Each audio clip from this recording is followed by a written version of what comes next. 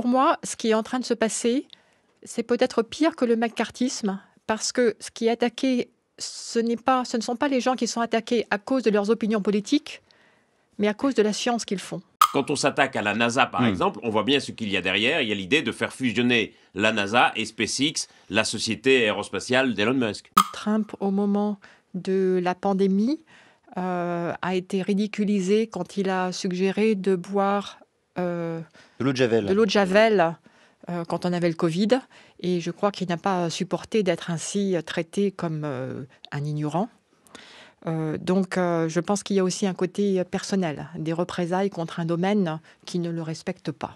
Je pense que l'attaque est aujourd'hui à toutes les sciences, parce que ce qui est visé, c'est le statut de la vérité dans une démocratie. Et ce que dit Vance, ça signifie que lui, il considère qu'il sait ce qu'il veut. Les universités ont des idées qui sont fausses, à son avis, et donc il ne veut pas de discussion, il veut juste écraser. Handicap, femmes, inclusivité, diversité, discrimination, non-binaire, transsexuel, transgenre, LGBT, historiquement, socioculturel, socio-économique, autant de mots et d'expressions désormais proscrits dans les dossiers de demande de financement à la recherche par l'administration de Donald Trump. À cette censure s'ajoutent des coupes budgétaires massives, l'interdiction de coopérations internationales, le limogeage de scientifiques, l'attaque verbale contre les sciences sociales, contre les sciences de la nature, contre les universités. Alors une question ce soir, pourquoi Donald Trump attaque-t-il la science et la recherche qui sont pourtant une dimension fondamentale de la puissance américaine? Que vise-t-il profondément et ce danger guette-t-il également l'Europe? Pour en parler, pour en débattre également, trois invités ce soir. François Gemène, bonsoir. Bonsoir. Vous êtes chercheur à la Fondation nationale pour la recherche scientifique, l'équivalent du CNRS en Belgique. Vous êtes professeur à HEC, président du conseil scientifique de la Fondation pour la nature et l'homme. Face à vous, Claire Mathieu, bonsoir. Bonsoir. Vous êtes directrice de recherche au CNRS au sein de l'Institut de recherche en informatique fondamentale. Vous êtes membre par ailleurs de l'Académie des sciences. Et avec nous, à distance, depuis New York, Olivier Ney, bonsoir.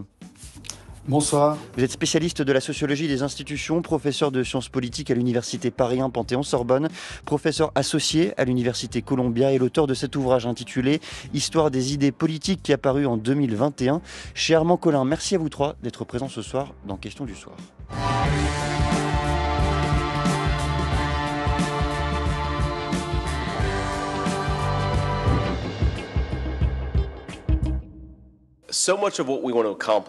Une grande partie de ce que nous voulons accomplir dans ce pays dépend fondamentalement de l'intervention d'un ensemble d'institutions très hostiles, en particulier les universités, qui contrôlent le savoir dans notre société, qui contrôlent la vérité, qui contrôlent ce que nous appelons la fausseté et qui fournissent des recherches qui donnent de la crédibilité à certaines des idées parmi les plus ridicules.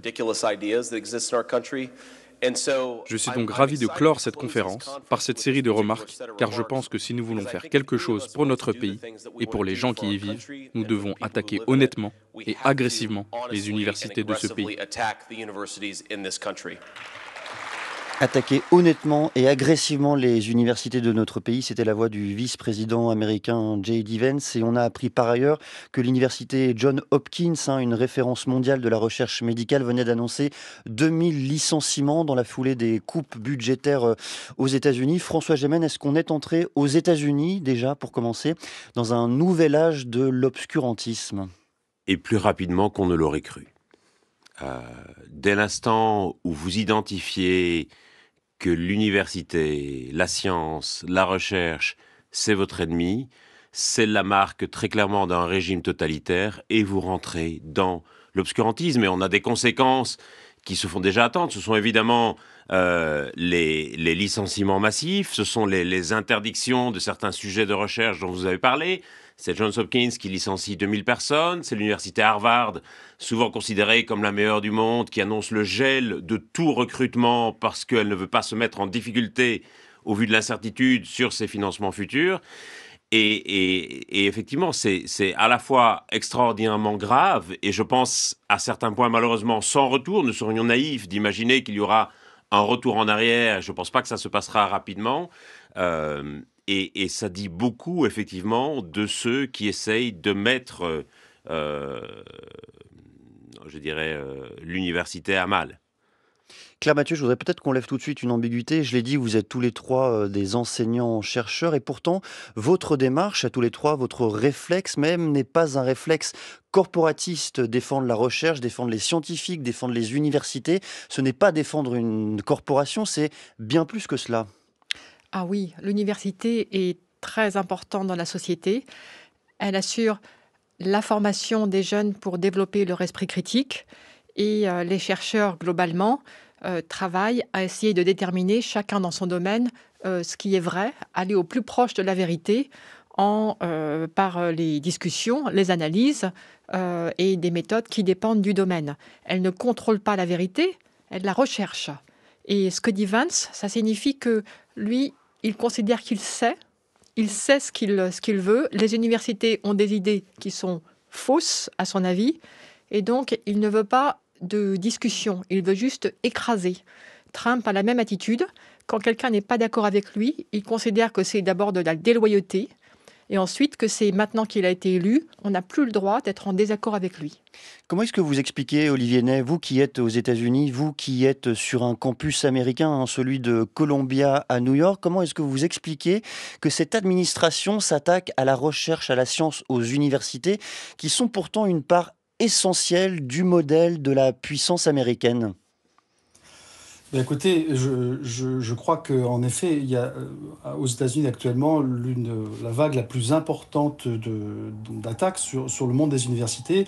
Et il y a des raisons qui peuvent paraître propres au programme qu'a développé Donald Trump en amont des élections. Mais je crois qu'il y a surtout un mouvement anti-science qui est beaucoup plus profond qu'on ne l'imagine et qui dépasse la simple nébuleuse d'organisations, des idéologues, des médias d'opinion, des think tanks, des mouvements chrétiens qui ont porté des attaques depuis des années sur le monde de l'université. Il y a dans la société américaine également, et c'est à cela que le programme de Trump répond, un mouvement anti-science, qui s'apparente à un mouvement anti-université, qui est un mouvement qui est populaire, qui commence à s'enraciner dans une partie de la population et qui associe les sciences à un monde des élites, à un monde déconnecté, qui produit des vérités qui seraient éloignées de leur sujet, de leurs intérêts, du bon sens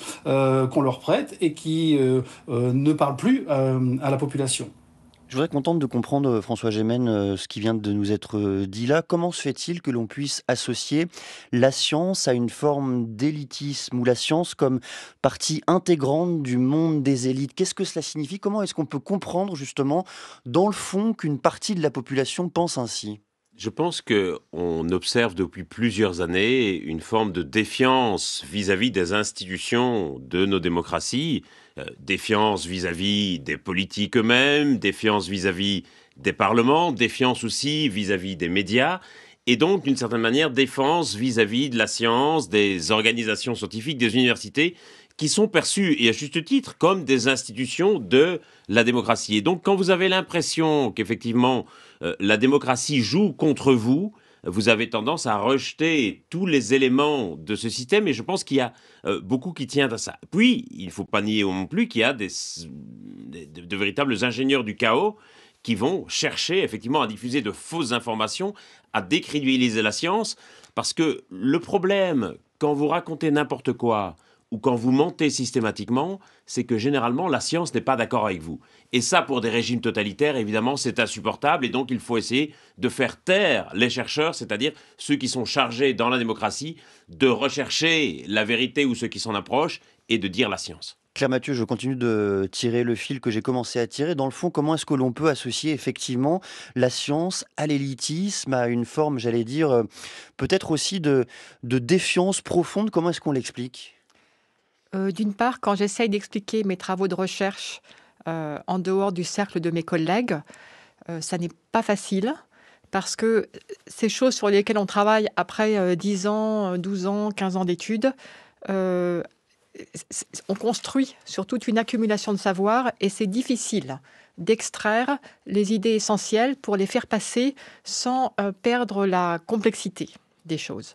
Donc, c'est naturellement difficile parce que c'est vrai que Je pense que d'une certaine manière, la science, on peut la voir comme appartenant à l'élite du point de vue, non pas du point de vue argent, mais du point de vue de la formation intellectuelle. En revanche, si vous pensez par exemple aux médecins, les médecins, eux aussi, il faut qu'ils fassent je ne sais pas combien d'années d'études, mais quand un malade va voir son médecin, il discute avec son médecin et il a quand même plutôt tendance à faire confiance à ce que lui dit son médecin, même s'il ne comprend pas tout ou même s'il a une perspective différente ou partielle sur sa maladie ou ses problèmes. Et donc c'est cette confiance, cette capacité à avoir une relation de confiance mutuelle où le médecin écoute le patient pour savoir quels sont les besoins du patient et le patient écoute le médecin. C'est cette relation qui, me semble-t-il, est peut-être en train de se perdre. Qui est abîmée, mais Abîmée. ça vous laisse entendre qu'il y a aussi une forme de responsabilité de la part du monde de la recherche, peut-être une responsabilité dans le fait de communiquer, le fait de montrer que les travaux menés par les chercheurs sont aussi d'intérêt général, ou alors je vous ai mal compris? Oh, j'ai dit ça, moi. Non, c'est une question que je vous pose. Peut-être que dans la première partie de votre propos, Oui, c'est aussi ce que certains, ou en tout cas ce que peut-être on aurait pu comprendre. Disons que c'est difficile, c'est tout. J'ai pas dit qu'ils étaient... C'est intrinsèquement difficile.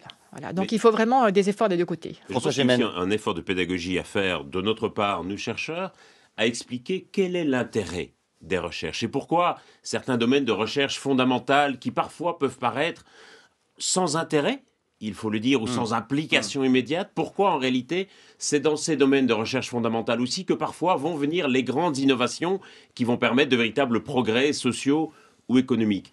Un autre élément qui peut peut-être, et qui est spécifique aux États-Unis cette fois, qui peut peut-être expliquer cette défiance, c'est peut-être la localisation des campus universitaires. Il faut savoir, et j'imagine que certains de nos éditeurs le savent, peut-être pas tous, la recherche aux États-Unis est quand même concentrée dans quelques universités d'élite, Harvard, Columbia, Stanford, Berkeley, MIT. Les deux grandes côtes Est-Ouest. Voilà, et beaucoup de ces universités sont situées sur des campus qui sont des sortes de parcs assez luxueux à l'écart de la cité. Quand vous allez à Stanford, quand vous allez à Berkeley, quand vous allez à Yale, vous êtes sur des campus qui sont véritablement en dehors de la cité. Quelque part, l'université Columbia fait un peu exception à la règle avec son campus au cœur de New York. Et donc, ça peut donner l'impression, physiquement, géographiquement, d'avoir un peu des universités en dehors de la cité, déconnectées de la vie de la cité. Olivier Ney, vous souhaitiez réagir?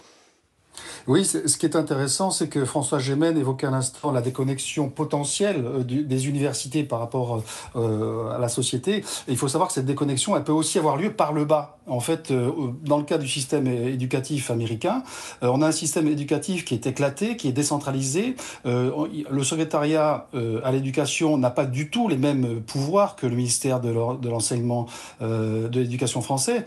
Il n'y a pas de conseil supérieur des programmes qui est chargé aux États-Unis de définir des programmes scolaires. Et donc, du coup, tous les standards éducatifs sont fixés au niveau des États et surtout, et aussi au niveau local. C'est-à-dire qu'au niveau local, on va adapter des contenus, on va sélectionner des livres, définir des cours optionnels. Et ça conduit de ce fait à ce que des pans entiers du système éducatif, sous la pression des organisations de parents d'élèves, des associations familialistes qui sont très présents dans le système éducatif américain, vous voyez, il faut bien comprendre que c'est un système qui n'est pas du tout hiérarchisé. Eh bien, on a là une dérive très lente qui s'est observée depuis une dizaine d'années d'écoles, y compris des écoles publiques. En Floride, on a interdit l'enseignement de la sociologie dans l'enseignement public, y compris des écoles publiques qui vont dériver. Je termine en disant qu'il y a 10 000 livres qui sont bannis des écoles aux États-Unis en ce moment. En 2023-2024, c'était 10 000 livres.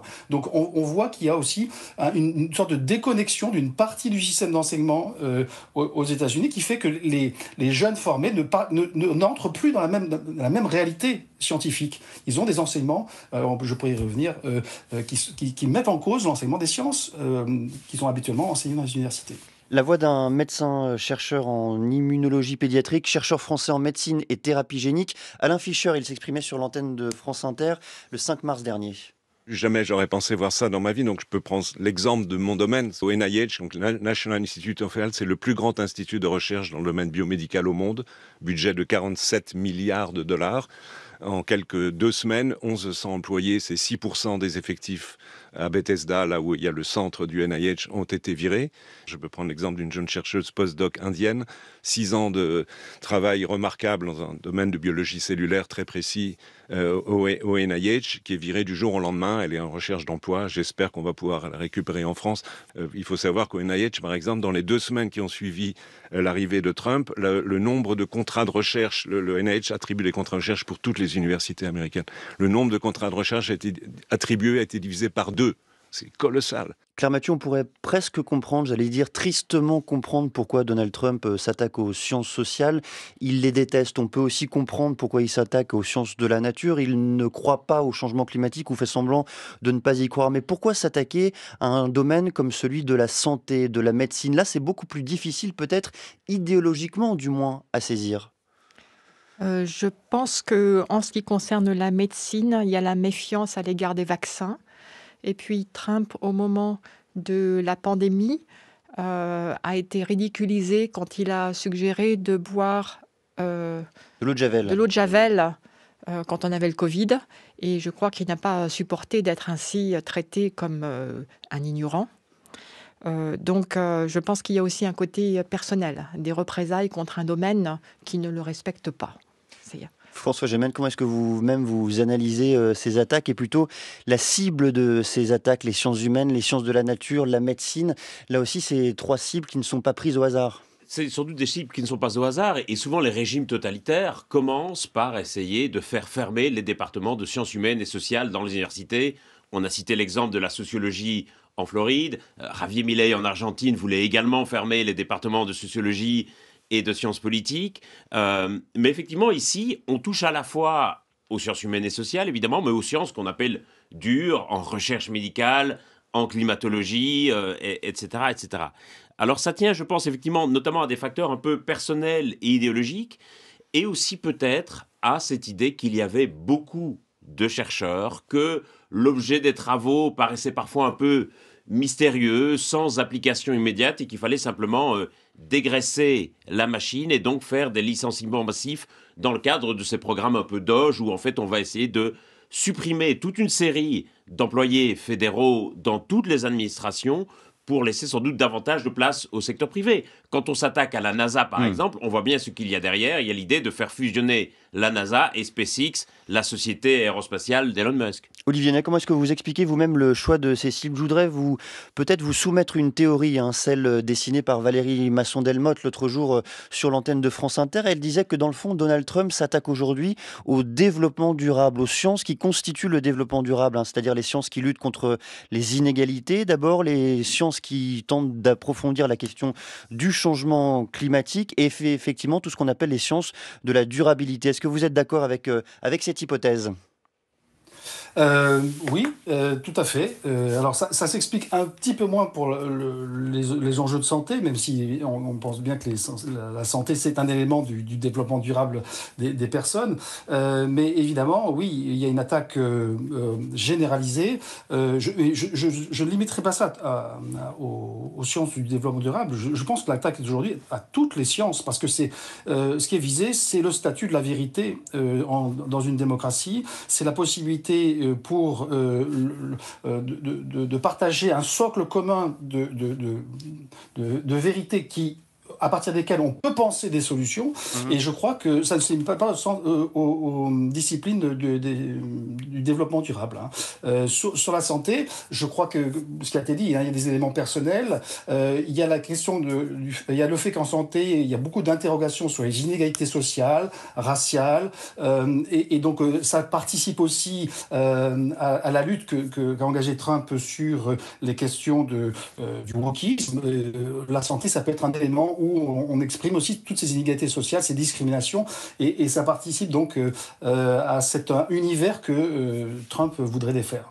Je voudrais aussi qu'on lève une autre ambiguïté, Claire Mathieu. Les coupes budgétaires de Donald Trump, les choix politiques de son administration ont un impact direct également sur la recherche européenne. Je pense notamment en termes de coopération. Il faut nous expliquer, Claire Mathieu, de quelle façon justement ces coopérations internationales aujourd'hui en matière de connaissances, de recherche sont également affectées. Je n'ai pas d'exemple direct là tout de suite. Je peux vous dire cependant que moi, j'avais prévu d'aller aux États-Unis cet automne et que mon séjour dans l'université qui allait m'héberger est remis en question à cause de problèmes budgétaires. On peut peut-être trouver un lien direct cette fois-ci, François Gémen, lorsque des chercheurs américains n'ont plus le droit de siéger, notamment dans les instances du GIEC, parmi les experts du climat. Je pense évidemment aux États-Unis qui se sont retirés de l'Organisation mondiale de la santé. Et il y a bien d'autres problèmes, notamment liés à l'accès aux bases de données. Oui, ou à l'interruption des programmes de collaboration avec l'IFREMER, par exemple notre institut de recherche marine. Or, on le sait, sur les grands sujets globaux que sont le climat, que sont la santé par exemple, évidemment la recherche est collaborative. Aujourd'hui, la recherche ne se fait plus tout seul dans son laboratoire ou dans ses bibliothèques, sauf dans quelques rares cas, mais l'essentiel de la recherche est organisé à travers de vastes programmes collaboratifs qui associent plusieurs laboratoires, plusieurs universités.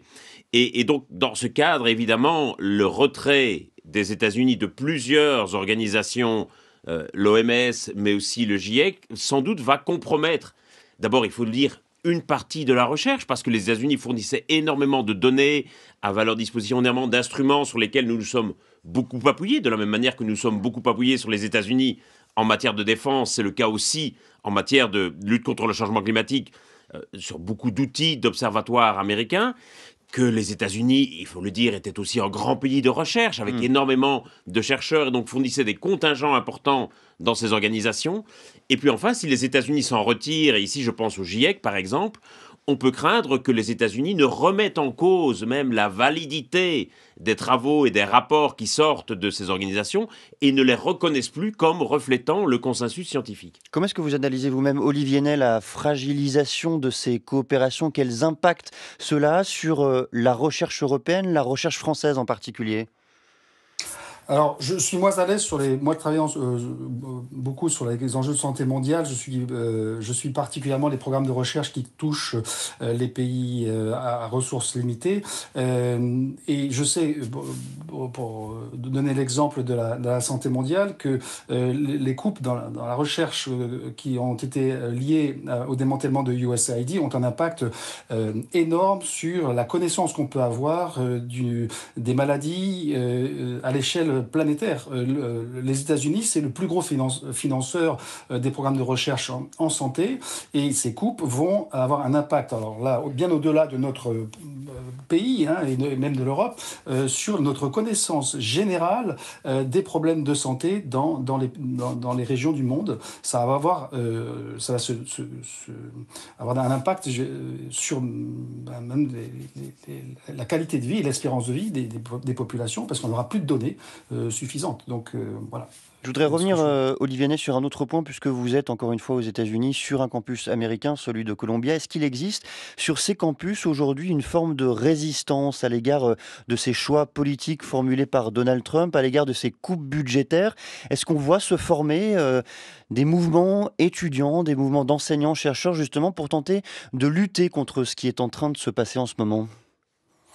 Alors, moi, je suis tous les jours sur le campus de Columbia, j'y étais ce matin. Je peux vous dire que ce qui m'a frappé, c'est le silence assourdissant qu'on observe sur le campus, qui est quand même le campus où sont nées les protestations contre la répression à Gaza. Donc, il y a quelques réactions d'associations, des professeurs d'université, des universités américaines. Il y a l'association des libertés civiques, qui est l'équivalent de la Ligue des droits de l'homme, qui ont protesté, mais sur le campus, tout le monde fait profil bas. Et pour cela, moi, il y a l'effet de sidération. On a beaucoup de mal, évidemment, à comprendre, mais moi, c'est pas mon interprétation. Je pense que mes collègues comprennent très, très bien ce qui se passe, mais on n'en parle même pas. Je croise des collègues, j'essaie d'en parler. J'ai l'impression que c'est presque une honte d'arriver à aborder ces questions, tellement les universités reçoivent un coup de massue. Et je pense que j'ai des collègues qui ont peur pour leur métier, qui ont peur pour leur poste. Je voudrais dire qu'on n'est pas loin aujourd'hui du macartisme dans les universités. La secrétaire à l'éducation, dans une intervention il y a 3 jours sur CNBC, a dit qu'elle demandait au président d'université d'enquêter sur les enseignants et leurs enseignements pour savoir s'ils étaient de nature à provoquer des troubles sur les campus. Donc on va bientôt avoir des enquêtes qui vont être nominatives sur des enseignants si on observe. La ligne étant de mauvaise qualité, je vais faire réagir Claire Mathieu, puisque vous souhaitiez justement réagir. Je dois dire que j'ai parlé de ces problèmes avec mes amis aux États-Unis et collègues aux États-Unis. Il y en a certains que j'ai sentis réticents, qui n'ont pas voulu me donner d'exemples personnels dans leur université, qui m'ont dit « tu n'as qu'à regarder les médias, c'est largement documenté ». Donc ça veut dire « je ne veux pas en parler ». Et ceux qui m'en ont parlé m'ont dit « si tu veux le répéter, surtout ne cite pas le nom de l'université, parce que nous avons peur de représailles ». Et pour moi, ce qui est en train de se passer, c'est peut-être pire que le macartisme, parce que ce qui est attaqué, ce ne sont pas les gens qui sont attaqués à cause de leurs opinions politiques, mais à cause de la science qu'ils font, à cause de la recherche. C'est la recherche elle-même qui est la cible. Donc je pense que de ce point de vue, c'est pire que le macartisme. François Gemene, comment est-ce que vous expliquez, alors avec la distance, puisque vous enseignez essentiellement en Europe, mais comment est-ce que vous tentez de comprendre, de mesurer cette atonie peut-être dans le champ, dans le secteur de la recherche, face justement à ce macartisme que vous décrivez tous les trois? Je suis complètement atterré, je n'ai pas d'autre mot, de la passivité des collègues américains. Je ne comprends pas comment il est possible d'être à ce point muet, mutique même, par rapport à ce qui est en train de se passer. Alors, la seule explication... Il y a eu le mouvement tout de même, Stand Up for Science. Oui, mais enfin, une aimable balade du dimanche, pardonnez-moi. La seule explication que j'y vois, c'est soit de la lâcheté, et c'est possible, soit de la terreur. Et je penche plutôt pour la seconde hypothèse. Je pense effectivement que les collègues sont absolument terrorisés, n'ayons pas peur des mots. La prochaine étape, c'est sans doute de mettre certains chercheurs en prison à cause des domaines de recherche et qu'ils seront considérés comme de dangereux agitateurs politiques qu'il faut faire taire et qu'il faut mettre en prison. Et effectivement, on sent bien cette terreur, cette crainte des représailles, ce risque que si on parle, si on s'exprime, ce soit des collègues, voire soi-même, qui soient mis à la porte. Mais par contre, ce que je ne m'explique pas, et là je suis très en colère, c'est comment des collègues américains qui sont au sommet de leur carrière, qui sont proches de la retraite, qui ont eu tous les prix possibles et imaginables, tous les financements possibles et imaginables, et qui n'ont plus aucun enjeu en termes de carrière, comment ces collègues restent-ils silencieux? Là, je n'ai pas d'explication. Ceux-là aussi sont silencieux, vous le constatez? Ceux-là aussi sont silencieux. Il y a évidemment la question de la mobilisation des universités françaises et je voudrais vous faire entendre la voix d'une chercheuse américaine qui vient d'arriver cette semaine à l'université d'Aix-Marseille. Elle explique peut-être les raisons de son arrivée en France et la façon dont elle a été accueillie. Le principal impact des politiques de Donald Trump sur mon travail, c'est qu'elles ont créé un climat total d'incertitude et de peur. Et même si j'ai toujours un emploi, même si nous recevons toujours des fonds, il n'y a aucune information sur la poursuite de subventions. Par exemple, durant le premier mandat de Trump, nous ne pouvions pas utiliser le mot changement climatique dans nos demandes de subventions. Nous devions trouver des formules alambiquées. Et je pense que maintenant, c'est encore pire. Comment parler des femmes sans dire femmes ? La voix d'Andrea Réfugié, scientifique à l'université d'Aix-Marseille. Elle est chercheuse spécialiste des maladies infectieuses et des épidémies. Olivier Nel, la connexion étant rétablie, une nouvelle question. Est-ce que vous avez le sentiment, vous, que beaucoup de chercheurs scientifiques, beaucoup d'enseignants réfléchissent aujourd'hui à quitter le pays ou du moins à exercer dans un autre endroit ? Alors, j'ai pas de retour de collègues qui m'auraient évoqué l'idée de quitter le pays.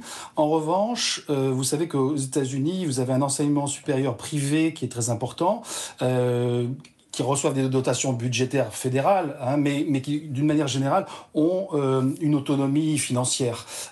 Et c'est plus vers ces établissements-là que je verrai une fuite des cerveaux que vers l'Europe, où les salaires sont 2 à 3 fois moins élevés qu'aux États-Unis. Je rappelle qu'aux États-Unis, un professeur d'université de rang moyen va gagner $180 000 par an, hein, c'est l'équivalent de 15 000 $ par mois. Bon, vous imaginez le coût que ça peut représenter. Donc ils vont plutôt chercher, je pense, à évoluer à l'intérieur du système qu'aller à l'étranger. Mais je pense aussi qu'il faudrait que l'Union européenne puisse prévoir un grand programme d'accueil, comme ça a été fait avec le programme PAUSE pour les réfugiés venant de pays où ils étaient menacés. Un grand programme d'accueil avec des conditions d'accueil qui soient dignes pour pouvoir attirer des meilleurs esprits. C'est aussi une opportunité pour l'Europe d'avoir la possibilité de construire des campus prestigieux avec des personnes de très grande valeur. Il faut mettre les moyens. C'est la responsabilité, s'il faut mettre les moyens, on va y venir justement, c'est la responsabilité, Claire Mathieu,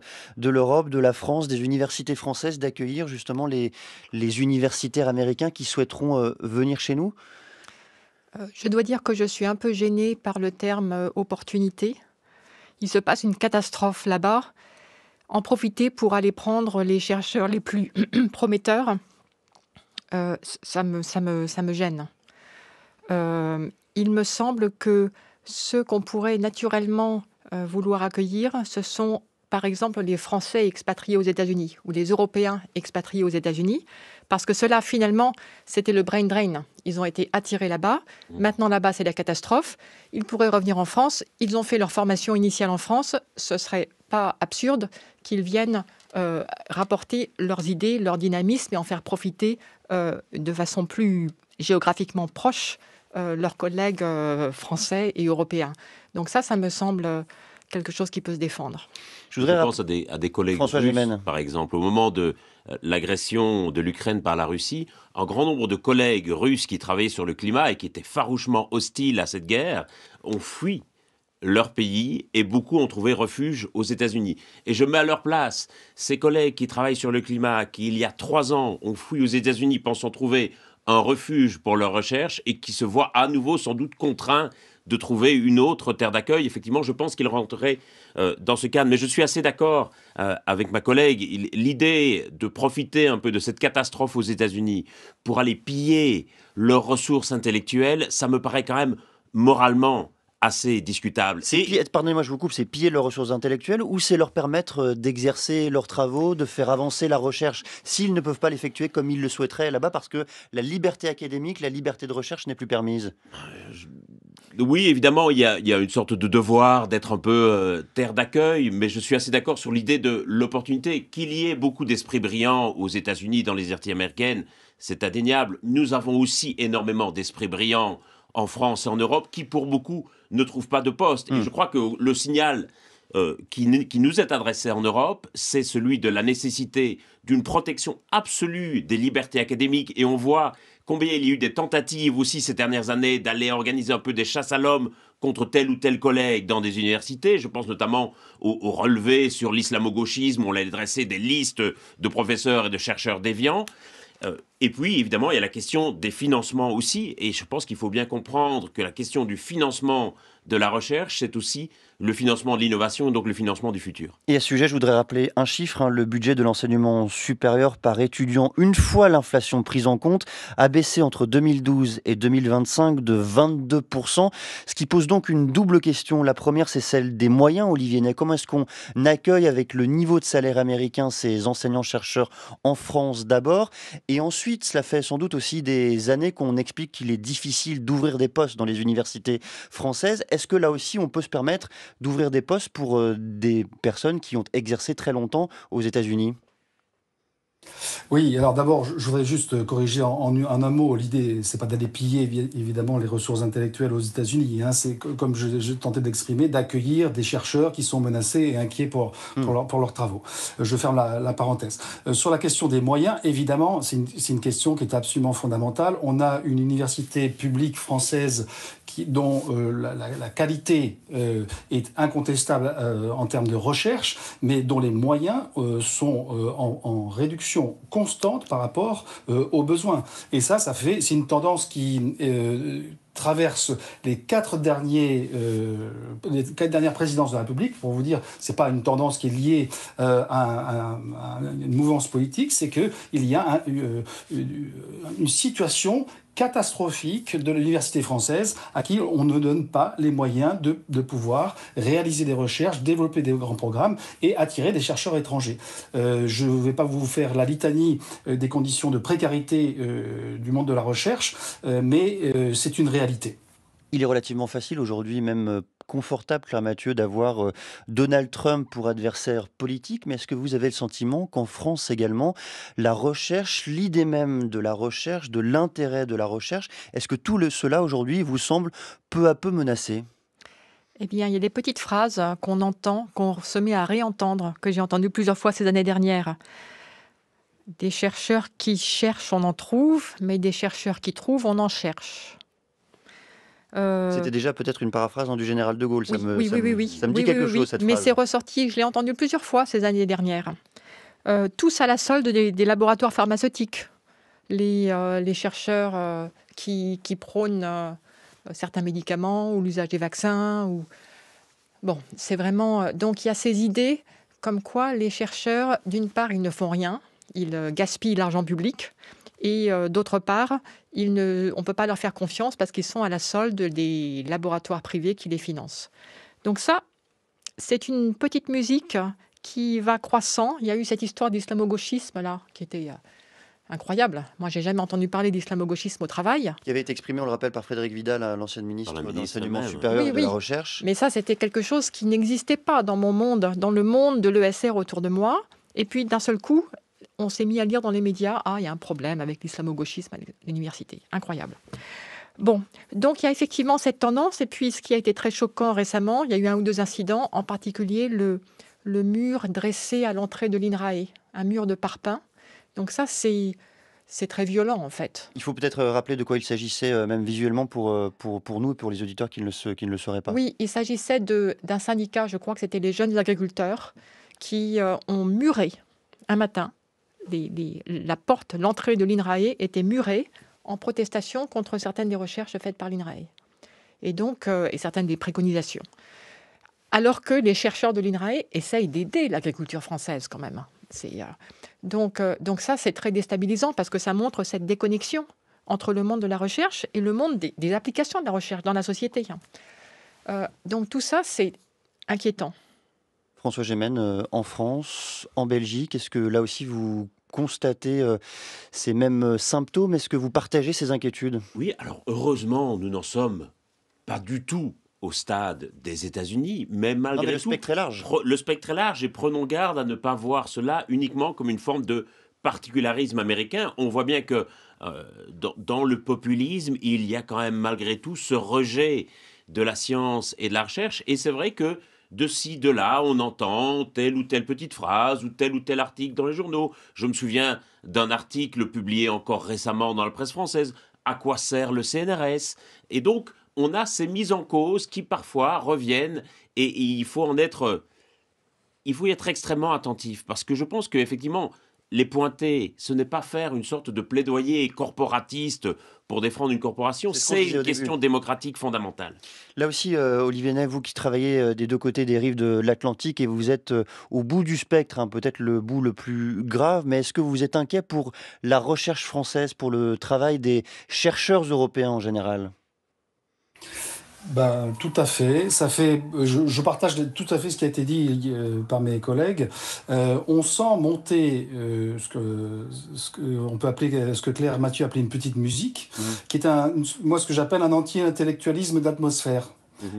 C'est-à-dire que on a de plus en plus dans les médias, au Parlement, des députés qui sont pas forcément des partis aux extrêmes, qui pratiquent la disqualification généralisée de certaines disciplines, de l'université en général, de la recherche, à partir de mots valises qui ont été évoqués, l'islamo-gauchisme, le wokisme, la cancel culture, autant de choses que nous, en interne, on ne voit pas. Il peut y avoir bien sûr un débat sur le pluralisme à l'intérieur des universités, mais on sent à l'extérieur une forme d'hostilité généralisée au point qu'un député a pris l'initiative d'établir une liste nominative de chercheurs qui travaillaient sur des sujets qu'il estimait dangereux. C'est absolument inouï qu'en France, on ait des élus politiques qui commencent à s'intéresser, qui commencent à définir ce que devrait être le travail des chercheurs et dans quelle direction ils devraient aller. Et ça vient parfois de nos propres autorités de tutelle. Je ne citerai pas les ministres de l'enseignement supérieur qui, depuis quelques années, jettent un voile de suspicion sur les travaux de collègues. Et là, je pense que ce sont les libertés académiques qui sont en danger. Et elles le sont aux États-Unis de manière extrêmement grave, puisqu'il y a une offensive budgétaire, policière et judiciaire. Mais en France, on est quand même sur un chemin qui nous mène lentement vers cette situation. Défendre donc, François Gémen, d'un mot. Un tout petit point, ne pas oublier que les universités, ce sont évidemment des lieux de recherche, ce sont aussi des lieux d'enseignement où les jeunes passent énormément de temps et qui donc à ce titre sont aussi parfois des foyers de contestation sociale et politique. Et ces attaques contre les universités, c'est aussi des attaques contre la jeunesse. Merci beaucoup à tous les trois de cette discussion importante et inquiétante. François Gémen, Claire Mathieu, Olivier Ney.